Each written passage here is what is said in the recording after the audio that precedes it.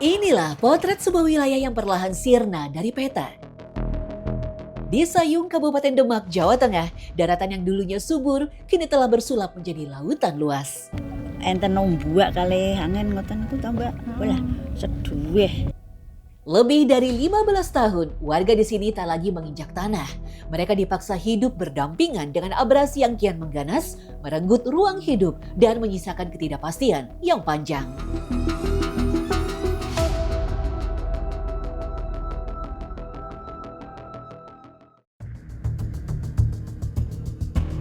Kampung Timbul Sloko dan Desa Bedono adalah dua dari sekian wilayah yang kini menyandang julukan memilukan.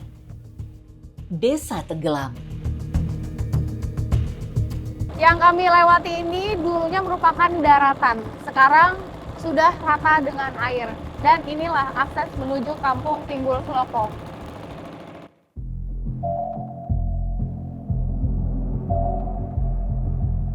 Di sepanjang perjalanan, pagar bambu yang dulunya merupakan pembatas tambak milik warga masih tampak ujung-ujungnya.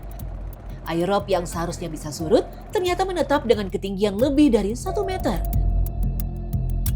Tak ada lagi deru kendaraan bermotor di jalan perkampungan, yang ada hanya riak ombak yang terus mengikis sisa-sisa bangunan. Di tengah kepungan air, bertahannya warga adalah sebuah kisah tentang ketangguhan sekaligus kepasrahan. Salah satunya adalah Musarofah yang usianya sudah mencapai 60 tahun lebih. Masa tuanya yang semula dibayangkan tenang, kini dihabiskan di atas sebuah rumah panggung darurat dengan halaman berupa lautan. Sejak kehilangan sawah dan tambaknya pada tahun 2010, Musarofah terpaksa beralih profesi menjadi nelayan darat. Tanpa perahu bermesin, setiap hari ia mendayung rakit manual dari drum bekas demi memasang jaring kepiting. Drum bekas ini dilubangi pada satu sisi dan disulap menyerupai lambung perahu yang siap membelah air. Agar tetap seimbang dan tak karam, pipa paralon yang berfungsi sebagai pelampung dipasang di kedua sisinya. Meski terlihat mudah, mendayung drum dengan piring plastik bukan perkara mudah. Setiap kayuhan seolah hanya menggerakkan perahu sejengkal saja. Padahal jarak yang kami tuju mencapai 1 kilometer lebih. Nah, sekarang sudah hampir sampai di tempat untuk menaruh jaring ini. Lokasinya di sebelah sana. Ternyata caranya itu harus turun dari perahu. Saya sama Bu Musarofah mau jalan ke sana.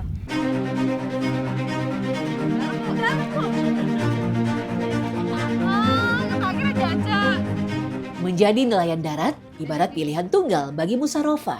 Semua ia lakoni semata-mata karena ingin bertahan hidup. Tempat Ibu Musarofah menaruh jaring ini dulunya daratan.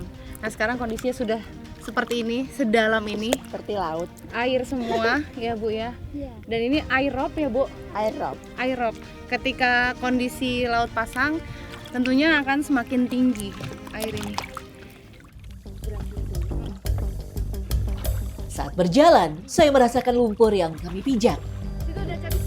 Rupanya tempat ini dulunya adalah sawah yang menjadi sumber penghasilan Musarofah. Dulu kan padi kan di, dapat kan tontonan. Nah dulu sing duwe ngono kabeh apa? Ya pari, ya lombok, ya apa jagung, kacang wis sembuwer ruang. Musarofah sendiri tak berpikir sama sekali untuk pindah karena biaya yang dirasa terlalu besar. Apalagi ini salah satunya lahan yang ia punya. Ibu nggak takut Bu? Ini takut Mbak, Khawatir. khawatir. Nak pas enten nombak kali angin ngoten ku tambah bolah seduweh. Seduweh tak koyo dene omah ki arek kebur-kebur di ombak atau mbak ambek angin bolah. Mboten saged deleng. Nak deleng. Ibu pernah nggak sampai kayak lagi seperti ini nih, lagi menjebak ini nih, naruh jaring terbawa arus gitu, pernah? Pernah. Nggak ini. Pernah kelelep. Pernah kelelep. Pernah. Terus Batine kula tambah waduh aku mati iki. Wis ora iso anu, udah golek anu lemah ngelok, Mbak. Terus gayo-gayo lemah ora gayo. Lah Saat terus itu bagaimana ibu menyelamatkan diri? terus anu, Mbak. Terus sekarang ngelangi-ngelangi to, Mbak. Terus suwe-suwe kok nangguh sikil kok nangguh lemah terus oh jebul anu iki wis cethek ngono terus. Nggak trauma ibu? Udah pernah kayak gitu nggak trauma? Lah terus apa trauma terus gaweane apa, Mbak?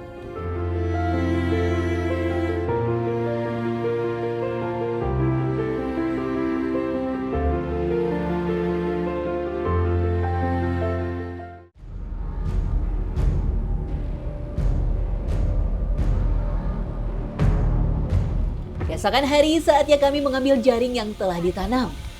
Botol plastik yang mengambang menjadi penanda lokasi jaring. Menariknya, Musarofa mempelajari semua secara otodidak. Tanpa guru, tanpa bantuan siapapun, mereka belajar dari keadaan. Dari menyiapkan umpan, merawat jaring, hingga mengolah hasil tangkapan, seluruh peluh dan peliknya pekerjaan kasar ini dipikul sendiri di pundak Musarofa. Semua demi hasil tangkapan yang tak pasti. Hasil dari menjaring tidak memadai dan juga nggak menentu gitu ya. Kadang hasilnya banyak dan ternyata hari ini sepi kata ibu. Hasilnya sedikit, udah gitu kepiting sama udangnya kecil-kecil.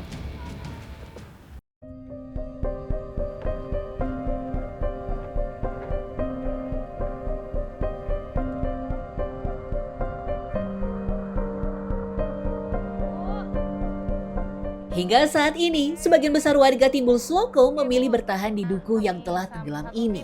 Mereka tetap mendiami rumah masing-masing. Namun demi menyiasati air, warga harus meninggikan lantai rumah mereka antara 1 hingga 2 meter dari fondasi asli. Menggunakan papan kayu, mereka membangun lantai baru yang kini posisinya menjadi sangat dekat dengan atap. Ini kamar siapa? Kamar saya. Heeh. Kali sebelah kakung. Kamar tidur, Mbak. Niki. Riyen kamar tidur, lah saniki mboten kenging dipakai. Karena ini air lautnya sudah Air masuk ke lautnya sini. masuk. Kenapa yang bagian belakang ini nggak ditinggiin juga, Bu? Enggak sampai, enggak cukup anu. Oh, bambunya cuma Iya, sampai sini iya. aja. Oh gitu. Sekarang dibiarkan begitu aja ini, Bu? Iya. Nggak dipakai ruangannya Enggak dipakai. sama sekali. Mau gimana ya, Bu ya? Ini dibobol nih ya, Bu ya. Tadinya segini. Bulan-bulan musim angin gelombang adalah saat-saat yang menakutkan bagi warga. Seperti pada akhir 2024 dan awal 2025, tingginya air dan gelombang sempat membuat anak-anak tidak masuk sekolah hampir sekitar 2 pekan. Ini kalau tinggi banget bisa sampai ke sini juga, Bu? Iya, iya. Nah, ini bagian belakang rumah yang dulunya dapur. Ya, Bu ya? Iya. Nah, karena bambunya nggak cukup, bagian belakang ini nggak ditinggiin, ya akhirnya kayak gini terendam, apalagi ketika air robnya datang dan ditambah hujan deras seperti sekarang ya, Bu. Gitu. Tapi ini bisa surut juga lagi, Bu? Pas mungkin lagi airnya surut gitu. Oh. Mbon ajeng ngungkuli niki kalau ya kula ngasih sedih wong pun sekilan ngeten kok. Ajeng kelem niki kula seduwe. Riyen kelem wae kula mboten saged tilem. Kula tongok-tongok ngoten niku ngasih aduh ngasih enjing. Tur natap niki ta jebul sedaya niki ditatap ombak niki anu kocone jebul sedaya. Gangsal 12 dinten ngoten niku terus ngasih ya Allah sedih dan rob ageng ngoten niku seduwi. Ajeng jebak mboten saged. Enten rob enten ombak ngoten niku ta. Kula nate enten ombak gedhe kula jebak malah mboten saged wangsul. Kula kucing preng ten. Pinten-pinten jam mentosi niku ombak. Musarofa sendiri mengaku pernah ditawari untuk pindah, tetapi yang menjadi masalah dirinya tak punya kemampuan untuk membayar cicilan. Kan ngredit napa lah terus yatrane kan pundi kok kan ngredit.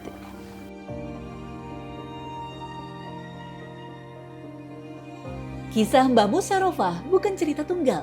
Krisis lingkungan di pesisir Demak ini nyata dan terukur. Upaya penyelamatan bukannya sama sekali tidak ada.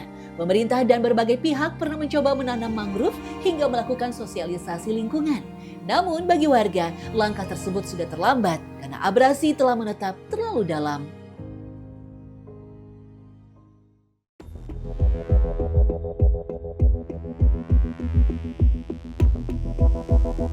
Dampak terbesar dari krisis ini mengalir pada masa depan generasi mudanya. Anak-anak di kampung Tambak Sari, Desa Bedono, sejak lahir sudah terbiasa tumbuh di atas air. Fakih, seorang siswa kelas 5 sekolah dasar, adalah salah satu anak yang harus bertaruh nyawa demi pendidikan.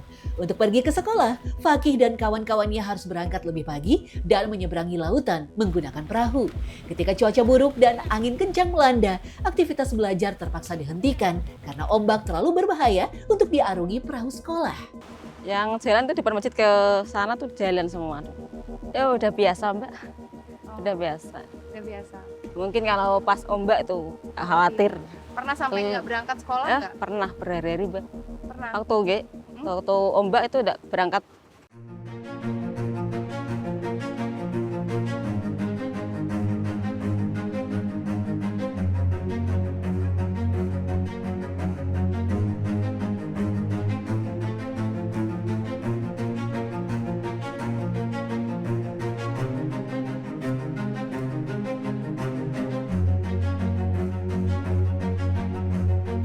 Yang menakjubkan, kondisi ini tak mematahkan semangat Fakih sama sekali.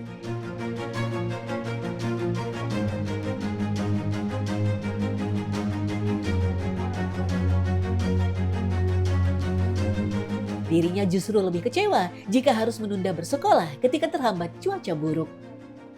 Aku pernah di tengah jalan kehujanan nggak bisa pulang. Nunggu hujannya reda. Hujannya reda. Gitu. Berapa lama itu nunggunya?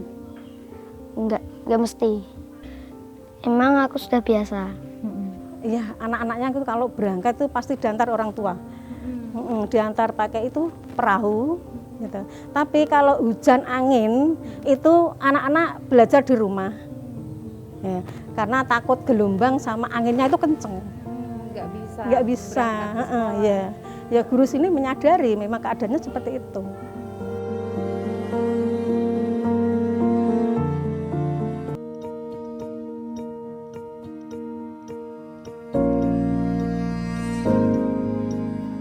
Pihak sekolah pun harus beradaptasi. Bangunan sekolah ini terpaksa direlokasi dan dibangun menyerupai rumah panggung demi menghindari air rob yang kerap masuk ke ruang kelas.